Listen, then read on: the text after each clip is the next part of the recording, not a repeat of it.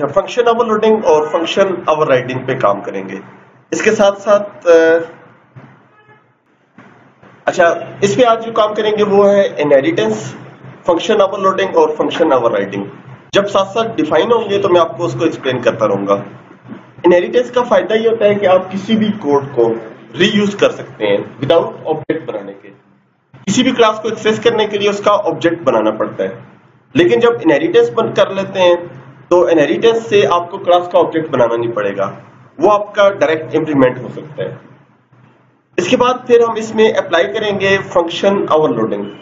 Function overloading यह है कि दो फंक्शंस या दो से ज्यादा फंक्शंस सेम नाम के हों तो हो सकते हैं।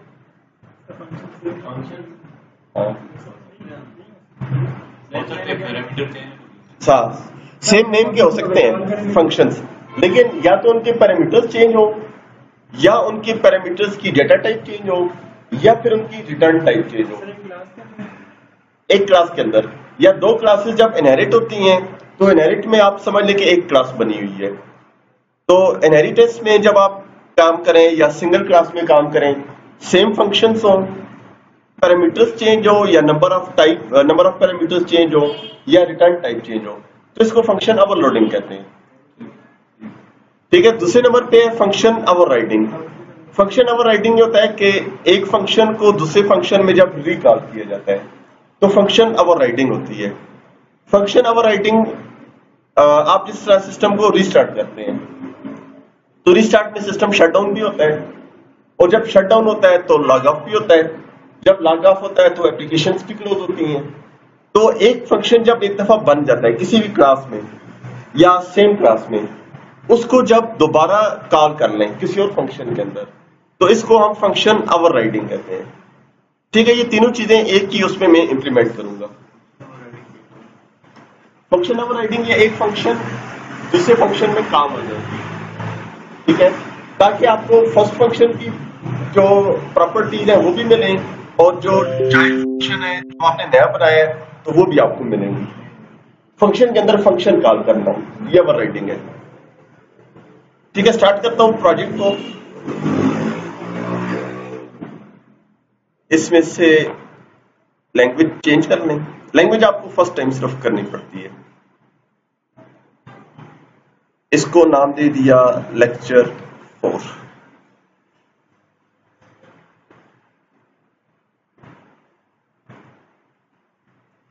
अच्छा, सिनेरियो कल वाले यूज करेंगे कि 3 इंटीजर वैल्यूज होंगी और उन 3 इंटीजर वैल्यूज को प्लस किया जाएगा। ठीक है, लेकिन इसके अंदर मैं काम को डिवाइड कर लूंगा।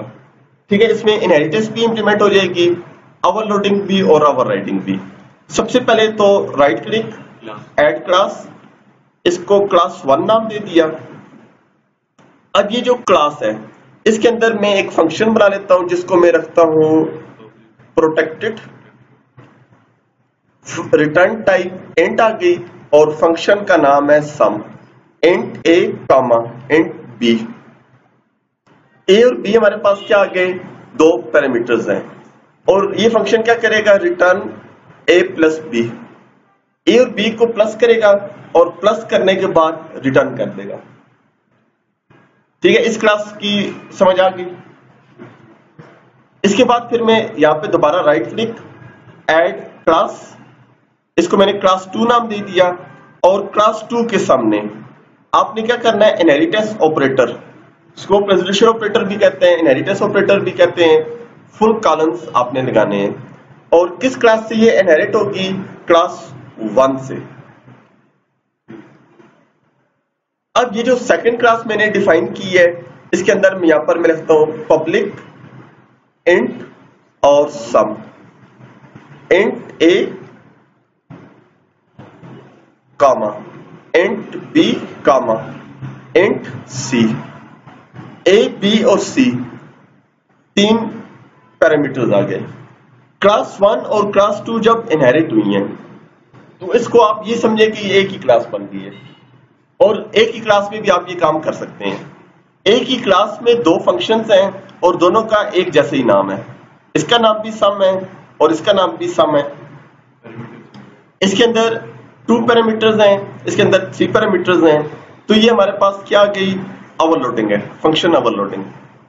अब इसमें मैं एक काम करता हूं, int r is equal to sum. यहां पर मैंने सम को कॉल किया। अब ये जो सम में कॉल करूंगा तो इसमें बाय डिफॉल्ट कौन सा सम कॉल होगा, क्लास 2 का होगा, जिसमें ये खुद डिफाइन है। लेकिन मैं यहाँ पे a और b सिर्फ 2 वैल्यूज देता हूं, तो अब ये क्लास 1 वाले को कॉल करेगा। आप जो वैल्यू पैरामीटर में देते हैं उस वैल्यूज की बेस पे डिसाइड किया जाता है कि कौन सा फंक्शन कॉल होगा। जब मैंने सम लिखा था तो वो आपको हिंट्स के अंदर 3 ऑप्शंस दे रहा था, ठीक है। अब इसमें सम ये भी है और ये भी है, 2 सम है, 1 जिसके 2 पैरामीटर्स हैं और 2 जिसकी 3 पैरामीटर्स हैं। इसके अंदर जब मैंने a और b 2 वैल्यूज दी तो कौन सा फंक्शन कॉल हो रहा है, जिसके 2 पैरामीटर्स हैं, ठीक है। क्लास 1 में जो है फंक्शन के अंदर फंक्शन को कॉल किए, तो ये क्या चीज है, ओवरराइडिंग है, ठीक है। फंक्शन को ओवरराइड कर दिए।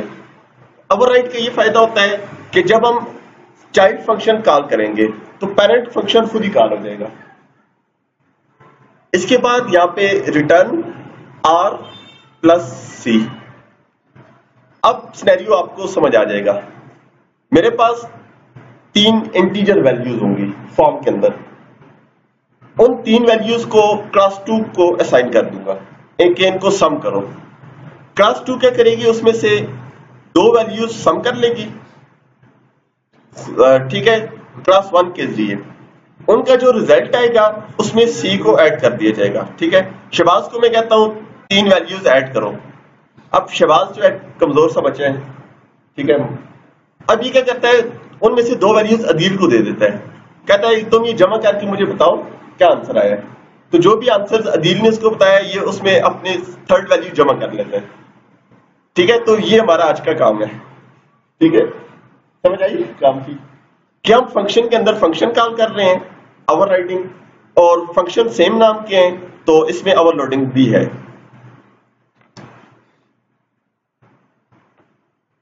ठीक है शहबाज, अब समझ आइए।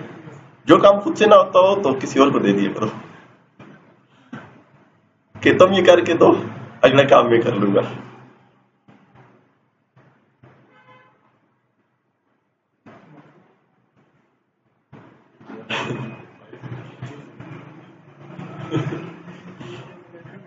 ठीक है, अब इसको यहां पे लेबल्स, सबसे फर्स्ट लेबल आ जाएगा फर्स्ट इंटीजर, फिर इसके बाद आ जाएगा सेकंड इंटीजर, फिर उसके बाद आ जाएगा यहाँ पे 3rd इंटीजर, इधर आ जाएगा रिजल्ट, और इधर ही हमारे पास सम आ जाएगा। कंडीशंस नहीं लगाते, कंडीशन से प्रोग्राम लेंथी हो जाता है, वो फिर आपको समझ नहीं आती। यहां पर सबसे पहला txt n1 कह दिया इसको, फिर txt n2, txt n3 और फिर txt रिजल्ट। अच्छा, अब एक छोटी सी और प्रॉपर्टीज डिफाइन कर समझाता हूं। जब आप प्रोजेक्ट को रन करते हैं तो आप कीबोर्ड से अपने प्रोजेक्ट को इजीली एक्सेस नहीं कर सकते विदाउट माउस, क्योंकि जब मैं टैब प्रेस करता हूं तो देखिए उल्टा चल रहा है। वजह क्या, हमने कंट्रोल्स कॉपी पेस्ट किए हैं। अगर आप कंट्रोल्स ड्रैग एंड ड्रॉप करते हैं तो जो पहला कंट्रोल ड्रैग होता है कर्सर बाय डिफॉल्ट उस पे होगा, फिर उसके बाद जो आप ड्रैग करेंगे उस पे जाता है, फिर उसके बाद इस तरह से। अब इसके लिए एक प्रॉपर्टी है जिसको कहते हैं टैब इंडेक्स। टेक्स्ट बॉक्स पे क्लिक कर लें और टेक्स्ट बॉक्स पे क्लिक करने के बाद आपको यहां पर एक ऑप्शन मिलती है टैब इंडेक्स। अब ये जो पहला टेक्स्ट बॉक्स है इसकी टैब इंडेक्स मैंने 0 कर दी। दूसरा जो टेक्स्ट बॉक्स है इसकी 1, फिर उससे नेक्स्ट 2 और फिर सम है इस पे 3 कर ली। और ये जो रिजल्ट वाला टेक्स्ट बॉक्स है इस पे कर्सर नहीं जाना चाहिए, ठीक है। अगर आप इसकी टैब इंडेक्स 4 करेंगे तो कर्सर फिर भी उस पे जाएगा। अब इसको रन करता हूं, फर्स्ट इंटीजर, टैब, सेकंड, फिर टैब, फिर टैब और फिर लास्ट। तो इसके लिए एक प्रॉपर्टी है टैब इंडेक्स के बिल्कुल नीचे। जी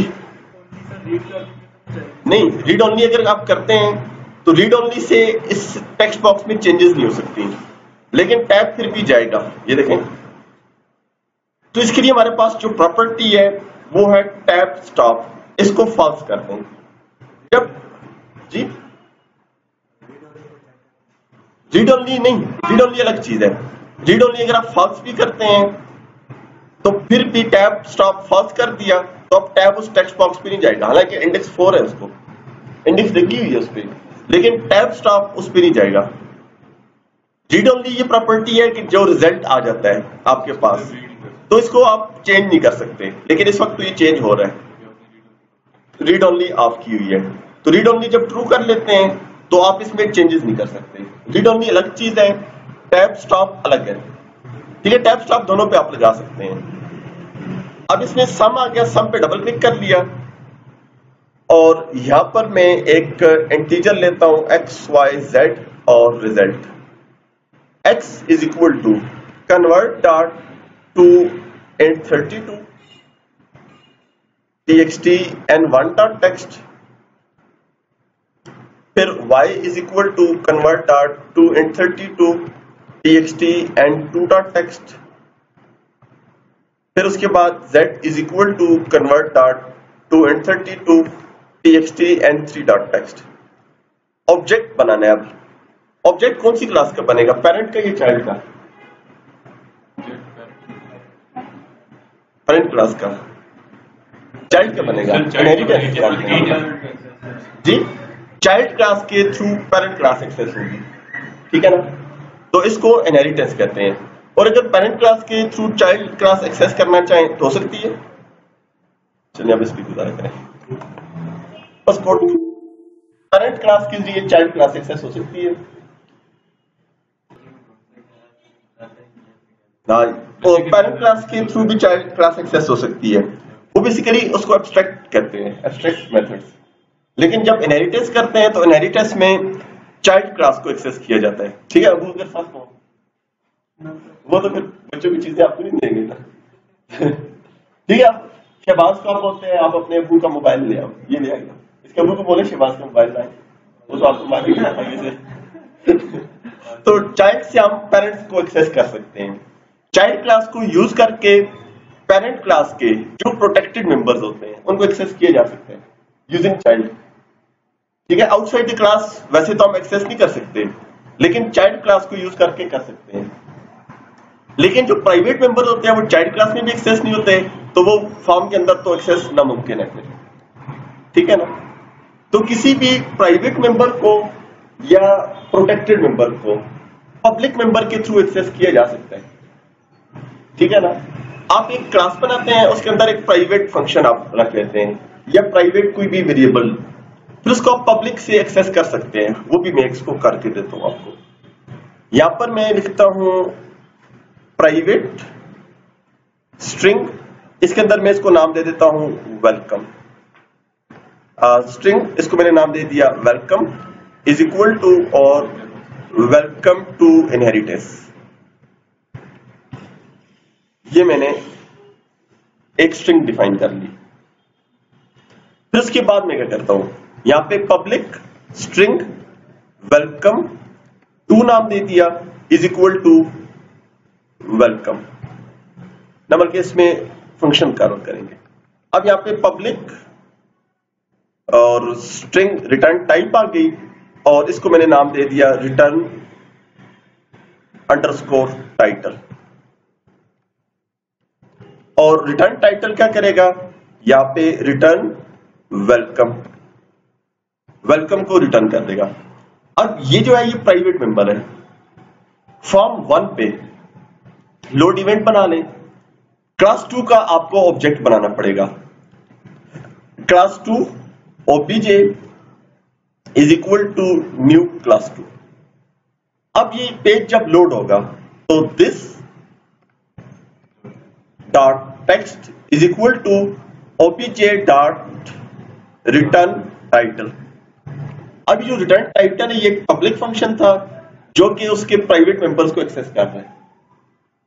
तो किसी भी प्राइवेट फंक्शन को या प्राइवेट मेंबर्स को पब्लिकली एक्सेस कर सकते हैं, पब्लिक मेंबर्स बना के, ये पब्लिक फंक्शन बना के, ठीक है ना। अच्छा, अब ये जो क्लास फॉर्म है इसके अंदर सम का कोड है, तो यहाँ पे result is equal to OBJ dot sum, और इसके अंदर x, y और z तीन पैरामीटर्स आ गए, और फिर txt result dot text is equal to result dot to string. जी हम नाम चेंज कर सकते हैं, आप पैरामीटर्स के जो नाम होते हैं वो चेंज हो सकते हैं, डेटा टाइप सेम होनी चाहिए लेकिन नाम चेंज हो सकते हैं। अब यहाँ पे फर्स्ट वैल्यू एबीसी भी चलेगा, फिर थर्ड वैल्यू और सम, समझ आई। अब ये जो हमारे पास फंक्शंस होते हैं, ठीक है, फॉर एग्जांपल ये जो int 32 है, अब कन्वर्ट क्या है, क्लास है। int 32 एक फंक्शन है। अब ये असल में int 32 जो है ये कितने फंक्शंस हैं, ये मेरे ख्याल में 19 फंक्शंस हैं, 19 फंक्शंस हैं int 32 के।